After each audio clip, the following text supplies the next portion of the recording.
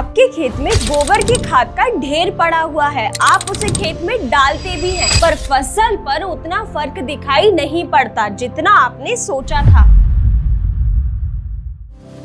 आपके पड़ोसी ने भी गोबर की खाद डाली और उसकी फसल देखो तो हरी भरी और मजबूत। फर्क क्यों? क्योंकि गोबर की खाद का फायदा सिर्फ इस बात पर निर्भर नहीं करता कि आप कितनी मात्रा में गोबर की खाद डाल रहे हो, बल्कि इस बात पर निर्भर करता है कि आपने गोबर की खाद कब डाली, कितनी गहराई तक मिलाई और कौन सी फसल को कितनी जरूरत थी। पार्ट 1 में हमने बात की थी कि गोबर की खाद को जल्दी सड़ाने और उपचारित करने के सही तरीके के बारे में। अगर आपने अभी तक ये वीडियो नहीं देखी है तो आप ऊपर आई बटन पर क्लिक करके ये वीडियो देख सकते हैं। आज हम बात करेंगे पार्ट 2 में गोबर की खाद के उपयोग के सही टाइम की, सही विधि की और सही तरीके की, सही डोज की, और असल में ये जानेंगे कि गोबर की खाद में ऐसा क्या क्या होता है जो हमारी मिट्टी के लिए इतना जरूरी है। तो इस वीडियो को शुरू करते हुए कमेंट में जरूर बताएं कि आप किस फसल में गोबर की खाद को उपयोग में लेते हैं।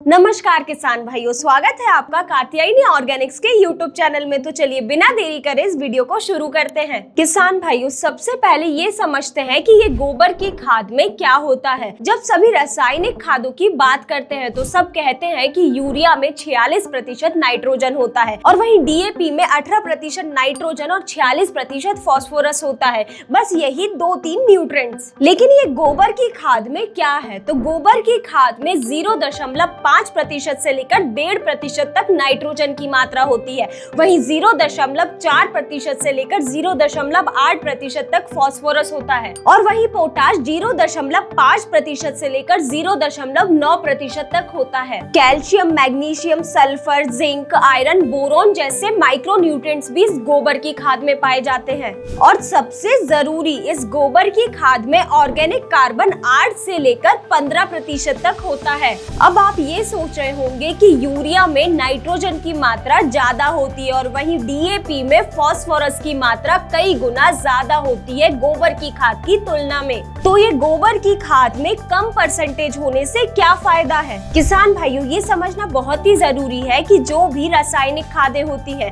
उनमें मुख्यतः 3 पोषक तत्व होते हैं, लेकिन गोबर की खाद में 18 से 20 तरह के पोषक तत्व पाए जाते हैं और वो भी संतुलित और ऑर्गेनिक कार्बन की सही मात्रा के साथ, जो कि रासायनिक खादों में कभी भी नहीं होती हैं। और सबसे अच्छी बात, ये जो ऑर्गेनिक कार्बन होता है ये मिट्टी में रहने वाले करोड़ों लाभदायक बैक्टीरिया और फफूंद को लंबे समय तक जिंदा रखते हैं मिट्टी में। और किसान भाइयों, आपको ये जानकर हैरानी होगी कि ये जब माइक्रोब्स एक्टिव रहते हैं तो ये जो भी हम रासायनिक खाद खेत में डालते हैं ये उनके असर को 25 से 30% तक बढ़ा देते हैं। मतलब कि अगर आपने गोबर की खाद के साथ साथ कोई अन्य रासायनिक खाद डाला तो ये रासायनिक खादों के असर को कई गुना ज्यादा बढ़ा देते हैं। इतना ही नहीं, जब मिट्टी में ऑर्गेनिक कार्बन की मात्रा बढ़ती है तो मिट्टी की जल धारण क्षमता भी बढ़ती है। मिट्टी में 1% ऑर्गेनिक कार्बन की मात्रा बढ़ने से मिट्टी की 20% तक की जल धारण क्षमता अपने आप बढ़ जाती है। और गर्मी में ये कितना जरूरी है, खास करके राजस्थान, मध्य प्रदेश, उत्तर प्रदेश में जिन किसानों ने गर्मी में फसल लगा रखी है। ऑर्गेनिक कार्बन का सबसे बड़ा फायदा ये है कि ये मिट्टी को भुरभुरी करता है, जिससे जड़ें ज्यादा गहराई तक जाती हैं और पैदावार बढ़ती है अपने आप। अब बात करते हैं सबसे मेन टॉपिक की कि गर्मी में गोबर की खाद कब डालें और कैसे डालें। किसान भाइयों, गर्मी में गोबर की खाद डालने का सबसे सही टाइम है बुआई के 3 से 4 हफ्ते पहले। मई जून में आप जब खरीफ की तैयारी कर रहे हो तभी। क्यों? क्योंकि गर्मी में 30 से 35 डिग्री टेम्परेचर में माइक्रोब सबसे ज्यादा एक्टिव रहते हैं और गोबर की खाद में जो भी थोड़ा बहुत रॉ ऑर्गेनिक मैटर रहता है वो ये माइक्रोबियल एक्टिविटी द्वारा जल्दी डिकम्पोज होता है, जिससे खेत में डाली गई खाद 3 से 4 सप्ताह में में पूरी तरह तैयार हो जाती है, जिसे पौधा आसानी से उपयोग कर पाता है। मतलब कि आप जब भी बुआई करेंगे पौधे को पोषक तत्व मिलना शुरू हो जाएंगे। अब बात करते हैं उस समय की जब गोबर की खाद बिल्कुल भी खेत में नहीं डालना है। अगर हम बारिश के ठीक पहले गोबर की खाद डालते हैं तो बारिश के पानी के साथ साथ गोबर की खाद भी बह जाएगी, जिससे न्यूट्रिएंट भी बह जाएंगे। वहीं दूसरा, बुआई के 1-2 दिन पहले डालना। अगर हम बुआई के 1-2 दिन पहले डालते हैं तो जैसा कि हमने पार्ट 1 में भी बात की थी कि ये मीथेन गैस रिलीज करता है और साथ ही में फंगल अटैक का खतरा भी बढ़ता है। तीसरी और सबसे आम गलती जो 90% किसान करते हैं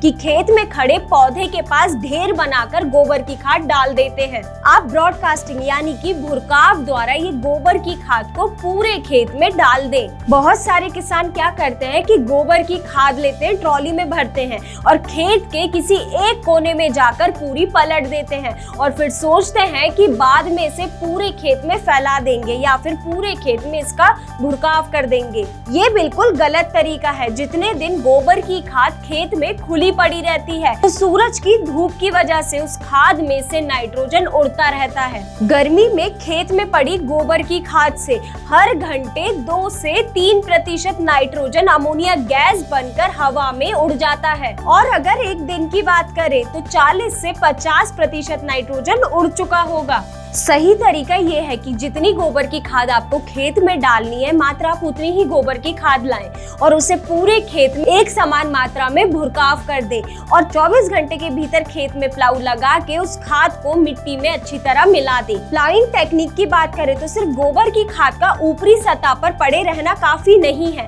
गोबर की खाद को रूट जोन एरिया यानी कि जमीन से 15 से 20 सेंटीमीटर अंदर तक जाना बहुत जरूरी है, क्योंकि पौधे की जड़ का फैलाव जमीन के अंदर इतने 15 से 20 सेंटीमीटर तक होता ही है। और अगर ये गोबर की खाद ऊपरी सतह पर ही पड़ी रही तो ये 3 सबसे बड़ी दिक्कतें आना शुरू हो जाएंगी, जिसमें कि सबसे पहली दिक्कत है कि पौधे को पोषक तत्व पूरी तरह अच्छे से नहीं मिल पाएंगे, क्योंकि खाद पौधे की जड़ों तक अच्छे से नहीं पहुंच पाती है। वहीं दूसरी सबसे बड़ी दिक्कत ये आएगी कि अगर खाद में बाय चांस कोई भी खरपतवार के बीज पड़े हुए तो वो ऊपरी सतह पर ही जर्मिनेट हो जाएंगे और वह वहां अंकुरित होकर पौधे की बढ़वार को भी नुकसान पहुंचाएंगे। वहीं तीसरी सबसे बड़ी दिक्कत ये आएगी कि जो भी पौधे की जड़ें हैं उनका फैलाव सही से नहीं हो पाएगा। तो जब भी आप गोबर की खाद डालें पहले एमबी प्लाऊ से अच्छी गहरी जुताई करें 20 से 25 सेंटीमीटर, जिससे खाद अच्छी तरह मिट्टी में मिल जाती है। फिर उसके बाद हैरो लगाकर एक दिशा में 90 डिग्री पर चला दें, जिससे मिट्टी में ये खाद अच्छी तरह मिल पाए। फिर उसके बाद क्रॉस हैरोइंग भी करें, जो अक्सर किसान भूल जाते हैं करना, लेकिन आपको जरूर करना है। इससे मिट्टी में गोबर की खाद अच्छी तरह मिल पाती है एक समान रूप से। अब सबसे मेन बात करते हैं कि हर एक फसल के अनुसार कितनी मात्रा में गोबर की खाद देनी चाहिए। धान और गेहूं में खासकर एमपी, यूपी और बिहार के किसानों के लिए 1 एकड़ खेत में कम से कम 4 से 5 टन गोबर की खाद को बुआई या फिर रुपाई के 3 से 4 हफ्ते पहले देना चाहिए। बात करें सोयाबीन की फसल की तो एमपी और महाराष्ट्र के किसानों के लिए 1 एकड़ खेत में कम से कम 3 से 4 टन गोबर की खाद तो डालनी ही चाहिए। वहीं कपास की फसल की बात करें तो महाराष्ट्र, एमपी, राजस्थान के किसानों को 1 एकड़ खेत में कम से कम 5 से 6 टन गोबर की खाद तो डालनी ही चाहिए, क्योंकि कपास की फसल एक लंबी अवधि वाली फसल है, तो इसमें इतनी गोबर की खाद की मात्रा को उपयोग करना बहुत ही आम है। वहीं गन्ने की फसल की बात करें तो उत्तर प्रदेश और महाराष्ट्र के किसानों को 1 एकड़ गन्ने के खेत में कम से कम 10 से 12 टन गोबर की खाद तो डालनी ही चाहिए। और गन्ना एक 12 महीने वाली फसल है, जिसे सबसे ज्यादा पोषक तत्वों की जरूरत लंबे समय तक होती ही है। और वही बात करें मक्के की फसल की तो मध्य प्रदेश, उत्तर प्रदेश, बिहार, राजस्थान के किसानों को 1 एकड़ मक्के के खेत में कम से कम 4 से 5 टन गोबर की खाद को तो उपयोग में लेना ही चाहिए। और वही अगर आपने सब्जी वर्गीय फसल लगा रखी है जैसे कि मिर्च, बैगन, टमाटर आदि, तो गोबर की खाद को आप 1 एकड़ के हिसाब से 6 से 8 टन उपयोग में तो ले ही। वही बात करें फल वर्गीय फसलों की जैसे कि आम, अनार, अमरूद, अगर छोटे पेड़ हैं यानी कि 1 से 3 साल के बीच में तो आप इनमें 10 से 15 किलो प्रति पेड़ के हिसाब से गोबर की खाद डालें। और वही बड़े पेड़ है यानी कि 5 साल से ऊपर के तो आप उनमें प्रति पेड़ 30 से 50 किलो गोबर की खाद डालें।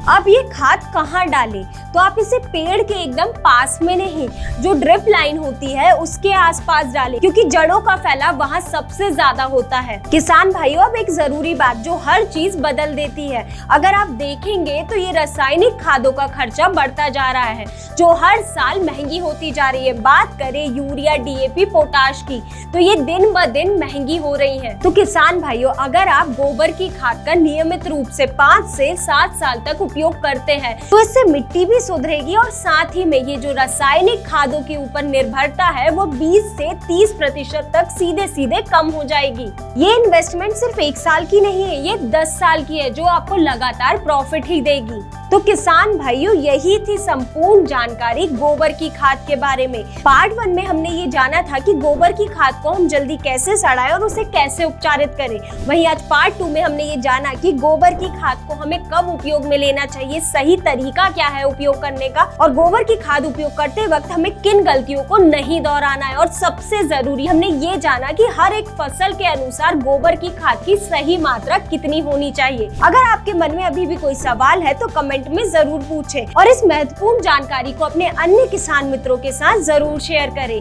धन्यवाद।